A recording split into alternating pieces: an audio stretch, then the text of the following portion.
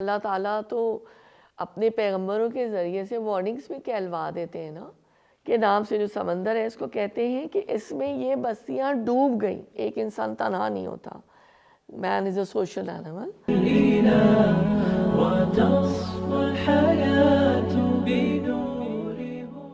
اس پارے میں انبیاء اور ان کی قوموں کا ذکر آیا ہے، تو آپ کسی ایک نبی اور ان کی قوم کے بارے میں ذرا تذکرہ کیجیے گا. بسم اللہ الرحمن الرحیم. اس میں میں نے آیات کا ریفرنس جو لیا ہے سورہ اعراف ہی ہماری آگے چل رہی ہے، تو یہ آیت نمبر 80 اور 81 ہے اور 82. وَلُوطًا إِذْ قَالَ لِقَوْمِهِ أَتَأْتُونَ الْفَاحِشَةَ مَا سَبَقَكُم بِهَا مِنْ أَحَدٍ مِّنَ الْعَالَمِينَ. إِنَّكُمْ لَتَأْتُونَ الرِّجَالَ شَهْوَةً مِّن دُونِ النِّسَاءِ بَلْ أَنتُمْ قَوْمٌ مُّسْرِفُونَ. وَمَا كَانَ جَوَابَ قَوْمِهِ إِلَّا أَن قَالُوا أَخْرِجُوهُم مِّن قَرْيَتِكُمْ إِنَّهُمْ أُنَاسٌ يَتَطَهَّرُونَ. اس کا ترجمہ اب ہم دیکھ لیتے. اور لوط علیہ السلام کو ہم نے پیغمبر بنا کر بھیجا. پھر یاد کرو جب اس نے اپنی قوم سے کہا، کیا تم ایسے بے حیا ہو گئے ہو کہ وہ فحش کام کرتے ہو جو تم سے پہلے دنیا میں کسی نے نہیں کیا؟ تم عورتوں کو چھوڑ کر مردوں سے اپنی خواہش پوری کرتے ہو. حقیقت یہ ہے کہ تم بالکل ہی حد سے گزر جانے والے لوگ ہو. مگر اس کی قوم کا جواب اس کے سوا کچھ نہ تھا کہ نکالو لوگوں کو اپنی بستیوں سے، بڑے پاک باز بنتے ہیں. ان آیات کے میرے دل کو جو تفسیر اس وقت لگ گئی، ویسے تو سارے علماء نے بڑی خدمت انجام دی دین کی، لیکن مفتی تقی عثمانی صاحب کی تفسیر سے میں کچھ بات بتانا چاہوں گی آپ کو، کہ حضرت لوط علیہ السلام حضرت ابراہیم علیہ السلام کے بھتیجے تھے، جو اپنے مقدس ان چچا کی طرح عراق میں پیدا ہوئے، حضرت لوط علیہ السلام. اور جب انہوں نے وہاں سے ہجرت کی تو حضرت لوط علیہ السلام بھی اس وطن سے نکل گئے، اور بعد میں حضرت ابراہیم علیہ السلام تو فلسطین کے علاقے میں آباد ہو گئے. حضرت لوط علیہ السلام کو اللہ تعالیٰ نے اردن کے شہر، اردو میں اس کو سدوم کہتے ہیں، انگلش میں سوڈوم میں پیغمبر بنا کر بھیجا اللہ کے حکم سے. سدوم ایک مرکزی شہر تھا اور اس کے مضافات میں یعنی سبربز جو ہم کہتے ہیں نا، کئی بستیاں آباد تھی. یہاں پر کفر اور شرک عروج پر تھا. اس کے علاوہ ان میں ایک شرمناک بدعملی یہ تھی کہ وہ ہم جنس پرستی، ہوموسیکشوالٹی کی لعنت میں گرفتار تھے، جس کا ارتکاب قرآن کریم کی تصریح کے مطابق ان سے پہلے دنیا میں کسی فرد نے نہیں کیا ہوتا.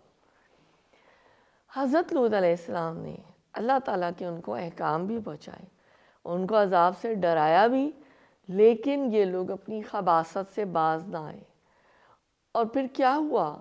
بالآخر اللہ تعالیٰ تو اپنے پیغمبروں کے ذریعے سے وارننگز بھی کہلوا دیتے ہیں نا، تو کیا ہوا کہ ان پر جب اثر نہیں ہوا تو اللہ کا عذاب بالآخر آ گیا، اور ان کے اوپر ایک تو پتھروں کی بارش برسائی گئی، دوسرا ان کی تمام بستیوں کو الٹ دیا گیا، ٹاپل ڈاؤن کمپلیٹ. اور تھرڈ کہ جو یہ ہے ڈیڈ سی ہے، بحر میت کے نام سے جو سمندر ہے اس کو کہتے ہیں کہ اس میں یہ بستیاں ڈوب گئیں، اور جو بستیاں اس کے آس پاس تھیں وہ بھی برباد ہو گئیں، ان کا نشان تک واضح نہ رہا. تو بات یہ ہے کہ حضرت لوط علیہ السلام سے ان کا کوئی نسبی یا تعلق یا کوئی رشتہ نہیں تھا. حضرت لوط علیہ السلام کی قوم اس لیے کہا گیا کیونکہ یہ تو وہ امت تھی، جیسے میں نے ابھی کہا، کہ جن کی طرف اللہ تعالیٰ نے ان کو اپنا پیغام پہنچانے کے لیے بھیجا تھا. تو اس کے مزید بھی بہت سارے ریفرنسز ہیں, انشاءاللہ وہ جب یہ چھپے گا تو اس کے اندر آئیں گے.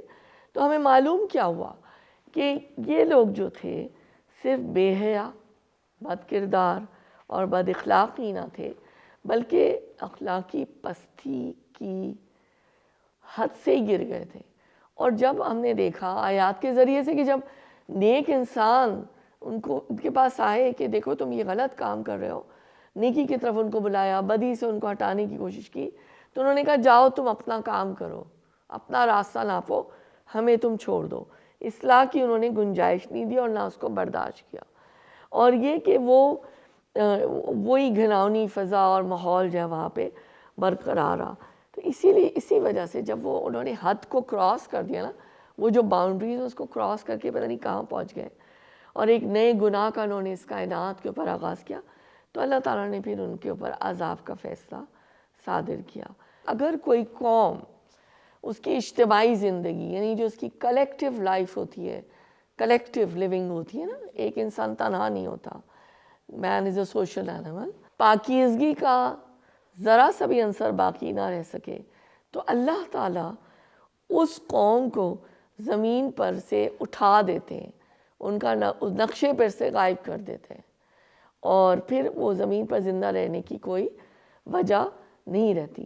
یہ اس کی مثال ایسی ہے جیسے سڑے ہوئے پھلوں کا کوئی ٹوکرا ہو اور اس میں چند پھل اچھے موجود ہو, لیکن ٹوکرے کو دیکھیں آپ اس وقت تو رکھیں گی نا جب تک کہ اس میں کوئی ٹوکرے میں پھل صحیح موجود ہو. اور اگر ٹوکرے میں کوئی پھل ہی صحیح موجود نہیں ہے, سارے گلے سڑے بدبودار پھل موجود ہیں, تو میں اور آپ تو میرے خیال یہی کریں گے کہ ہم اس ٹوکرے کو پھینک دیں گے. ہمارے لیے وہ کوڑا ہوگا نا کہ بھئی اس کو کیا رکھنا ہے. حدیث کے ذریعے سے ہمیں ایک عملی نکتہ اب ہم آج دیکھ لیتے ہیں. ویسے تو ہم بہت کچھ اس سے سمجھ چکے, جان چکے, سمیٹ چکے انشاءاللہ, کہ برے اعمال کا برا ہی انجام ہوتا ہے, دونوں جہانوں میں, اس دنیا میں بھی اور آخرت میں بھی. آخرت میں تو مطلب ہمارے تصور سے بھی بالا تر ہے, اٹس بیونڈ آر امیجنیشن.